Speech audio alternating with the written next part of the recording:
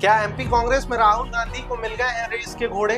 करते हैं इस पर बात। अगर सुनना चाहते हैं तो यहाँ रुक सकते हैं। और हाँ, राहुल गांधी की दी गई पिछले दिनों गुजरात में स्पीच याद है क्या? उस पर भी बात करेंगे। फिलहाल आप लोग डेली स्कूप देख रहे हैं, यूट्यूब पर देख रहे हैं तो तुरंत सब्सक्राइब करिए। फेसबुक और इंस्टाग्राम पर देख रहे हैं तो फॉलो करना होगा। जिस तरीके से हम पर पिछले कुछ दिनों में प्यार लुटाया है ना, वो किसी संजीवनी से कम नहीं है। ऐसा है, करते रहिए, हमारा मनोबल बढ़ता रहेगा। वापस से खबर पर आ जाते हैं। 16 दिसंबर वर्ष 2023 खबर आई कि मध्य प्रदेश कांग्रेस की कमान जीतू पटवारी को दे दी गई है। नेता प्रतिपक्ष उमंग सिंघार और उप नेता प्रतिपक्ष हेमंत कटारे बनाए गए हैं। इस बड़े फेरबदल को लेकर के जहां एक तरफ मध्य प्रदेश में खूब चर्चाएं हुई, तो वहीं दूसरी तरफ कयासों के बाढ़ के बीच कई प्रकार के सवाल भी खड़े किए गए। इस फेरबदल के बाद सबकी निगाहें टिकी थी मध्य प्रदेश के लोकसभा चुनाव के परिणामों पर, और फिर जब परिणाम आए तो वो कांग्रेस के लिए बहुत निराशाजनक थे। 29 की 29 सीटें हारने वाली कांग्रेस के साथ तब और ज्यादा निराशाजनक हुआ जब वो उपचुनाव में अमरवाड़ा सीट भी हार गई। इस सीट को कांग्रेस का किला माना जाता था अब तक, मगर अब नहीं।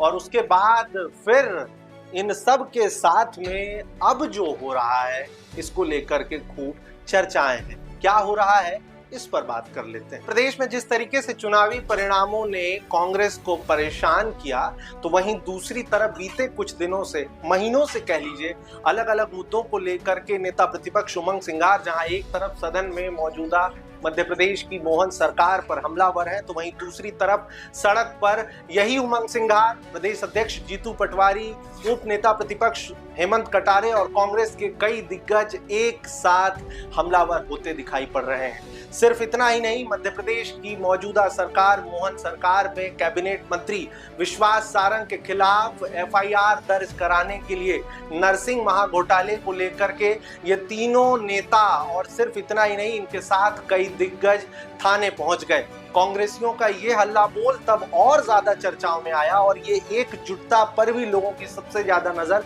तब पड़ी जब ये तीनों और कांग्रेस के कद्दावर नेता पूर्व मुख्यमंत्री दिग्विजय सिंह पैदल मार्च करते हुए मंत्री के क्षेत्र में अशोका गार्डन, जो भोपाल का बहुत चर्चित जगह है, उस थाने पर पैदल मार्च करते हुए मंत्री सारंग के खिलाफ एफआईआर दर्ज कराने पहुंच गए। अलग अलग तस्वीरों में जीतू पटवारी, नेता प्रतिपक्ष, एक साथ हाथ पकड़े हुए लगातार पैदल चलते हुए दिखाई पड़ रहे हैं। मीडिया से बातचीत में हमलावर भी सत्ता पक्ष के खिलाफ दिखाई पड़ रहे थे। अब जहां एक तरफ बहुत सारी चर्चाएं थीं, तो वहीं दूसरी तरफ ये जो पैदल मार्च वाली खबर एक लोकप्रिय अखबार में आई, तो उसमें भी हेडलाइन ये लिखा दिखा कि लंबे समय बाद दिग्गज एकजुट दिखे कांग्रेस के। अब ऐसे में जहां एक तरफ राजनीतिक विश्लेषक, मध्य प्रदेश की राजनीति में गहरी पकड़ रखने वाले वरिष्ठ पत्रकार और हर रोज सियासी गलियारों में बैठकें लगाने वाले लगातार कांग्रेस में कमी को लेकर के कांग्रेस को बहुत पीछे बताया करते थे, कमजोर बताया करते थे, तो वहीं कहीं ना कहीं ये जो एकजुटता फिलहाल दिखाई पड़ रही है, उस कमी पर चादर डालती हुई दिखाई पड़ रही है। देखना ये होगा कि ये एकजुटता कब तक बरकरार रहेगी, और इसी एकजुटता को लेकर के कहा यह जा रहा है कि फिलहाल ये जो अलग अलग तस्वीरें हैं, अलग अलग मुद्दों पर लगातार कांग्रेस के ये जो दिग्गज हैं, जय वीरू की जो ये जोड़ी उमंग सिंघार बताते हैं, हमलावर होते दिखाई पड़ रहे हैं। इससे राहुल गांधी गदगद हो रहे होंगे। और एक बड़ा सवाल ये कि क्या राहुल गांधी को गुजरात में जो उन्होंने स्पीच दी थी, 2 घोड़े वाले किस्से जो उन्होंने सुनाए थे सबको, रेस का घोड़ा मध्य प्रदेश कांग्रेस में मिल गया है? ये कई बड़े सवाल हैं। इन सवालों को लेकर के आपके मन में फिलहाल क्या आ रहा है, कमेंट पर बताइएगा।